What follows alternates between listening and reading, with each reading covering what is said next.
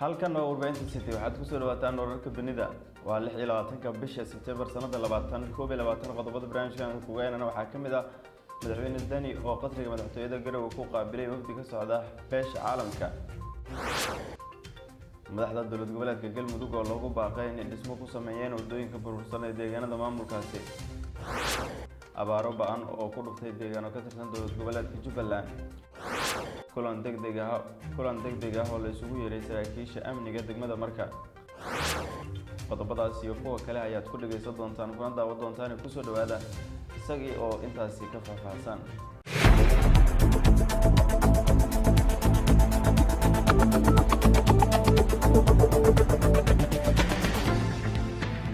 markale ismaqal wanaagsan saaxiibayaal isku soo noqod wanaagsan waxaanu ku bilaabaynaa magaalada Garowe ee caasimadda dowlad goboleedkaasi Puntland oo kulan uu ku dhaxmaray wakiilo ka socday beesha caalamka gaar ahaan uu hogaaminayay xogeyaha wakiilka gaarka ee qaramada midoobay James Swan iyo sidoo kale midowga Afrika wakiilkeeda u jooga Soomaaliya waxay kala hadleen madaxweynaha Puntland xaaladda doorasho ee dalka waxyaabihii ugu dambeeyay gaar ahaan doorashooyinka saddexda degmo ka dhacaysa ee qof iyo cod ah kulanka kadib waxa warbaahinta la hadlay madaxweyne Saciid Cabdullaahi Deni oo aan idinkaga soo qaadnay qayb ka mid ah khudbadii uu halkaasi ka jeediyay runtii sharaf weyn oo ahayd maanta wakiilka xogeyaha guud ee qaramada midoobay iyo wafdi ballaaran oo la socday oo ka kooban EU-da iyo EU-da iyo Sweden inay nagu soo booqdeen maanta Garowe runtii wuxuu ahaa kulan muhiim ahaa oo ku soo aaday waqti ku habboon arrimaha dhammaan ka taagan Puntland oo runtii marxalad cusub oo doorashooyinkii qof iyo cod ah u dareertay iyo howlo kale oo muhiim u ah horumarka dhinaca dhaqaalaha iyo amnigaba madaxda dowlad goboleedka Galmudug ayaa loogu baaqay inay ka qayb qaataan dhismaha wadooyinka burbursan iyo sidoo kale deegaanada haysanin adeegyada caafimaadka iyo sidoo kale baahiyaha gaarka ah qaba haddaba odayaasha deegaanka Higlaale oo iyagu dhawaan ka qayb qaatay dhismaha xarun waxbarasho iyo xarun caafimaad oo loogu talagalay hooyada iyo dhallaanka ayaa ugu baaqay wasaaradda howlaha guud in ay ka qayb qaadato sidii dadka halkaasi markaasi ku dhibaataysan oo dhibaatada ku wajahaya ay cunooyin iyo raashin u gaarsin lahaayeen anoo ku hadlaya ururka dhalinyarada damqasho magaceeda ahna madaxa caafimaadka waxaan soo dhaweyneynaa oon baraarujinaynaa oon dhiirigelinaynaa jaaniska ay siiday hay-adda CDI X Tawfiiq deegaanka Higlaale aada uga mahad celinaynaa waxaan rajaynaynaa inaan ka faa'iideysano oo dadka reer Higlaale ay ka faa'iideystaan oo dadka reer Higlaale jaaniska ku xiga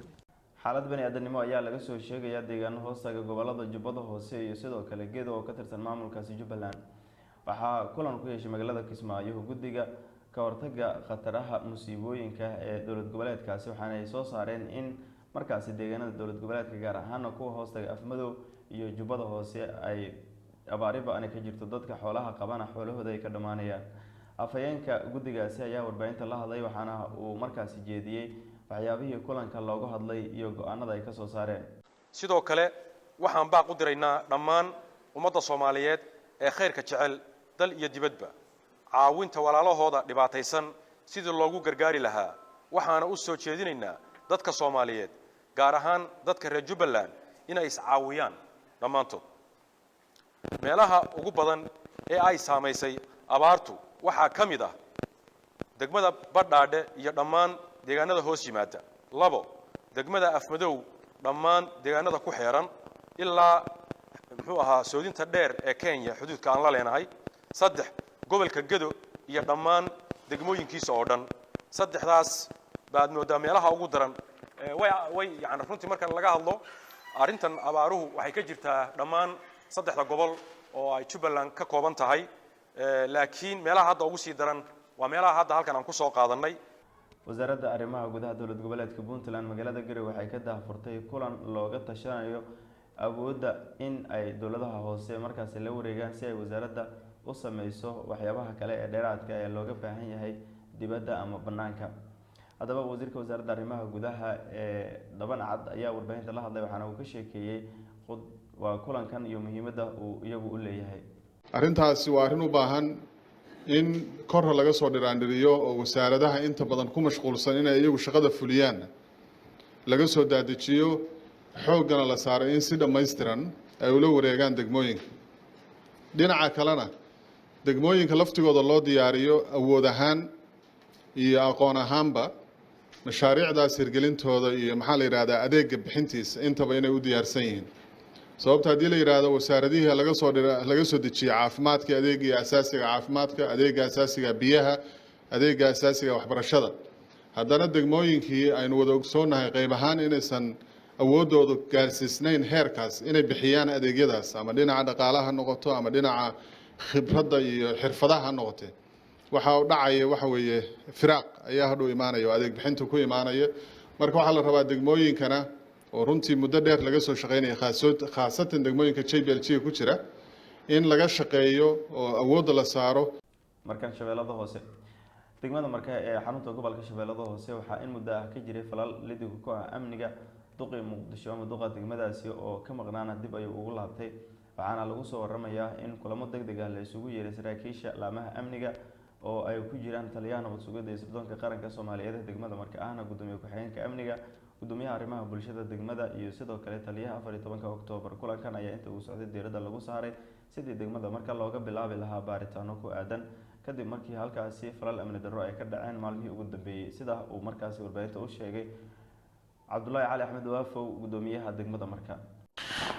waan fasaxnay gabaarida ka shaqeeya bulshada Soomaaliyeed u shaqeeya shacab weyn u shaqeynaayo waa fasaxnay, laakiin hay'adaha amnigu waajibaad bay ku leeyihiin, waajibaadkooda ay ka gudanayaan, laakiin guud ahaan shacabka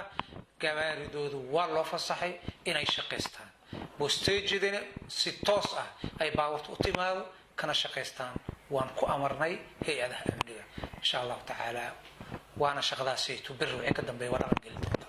garaashka qarax ka dhacay hay'adaha amniga si gaar ay u quseysaan ku amreynaa garaashkaasayto in baaritaan la geliyo. Cabdullaahi Cali Axmed Waafow. markan haddii aynu eegno caalamka Premier League ay caawa la ciyaari doona iyadoona markaasi kooxo kale ay ciyaareen. gabayaan kooxii ciyaaray haddii aan markan eegno kooxda kubadda cagta ee Chelsea ayaa xalay gurigeeda looga badiyay oo kooxda kubadda cagta ee City ayaa garaacday 1-0 markaasi kaga badisay. dhinaca kale Liverpool ayaa 3-3 la gashay kooxda kubadda cagta ee Brentford oo horyaalka markaasi ku cusub. Evertonna ay gurigeeda kaga badisay kooxda kubadda cagta ee Norwich City 2-0 ayayna ku garaacday, halka kooxda kubadda cagta ee Man United iyadana laga badiyay kooxda kubadda cagta ee Aston Villa ayaa ka badisay. gudaana intaas ay jeclaan ku hakii wararkii dunida anigoo Cumar waxaa soo saaray halkan kala socodsiinayay Yuusuf Abubakar Ibraahimna dhanka kaamirada ayuu inaga qaabeynay. intaan ku kulmi doonno warkan kiisa xigana isma dhaaf.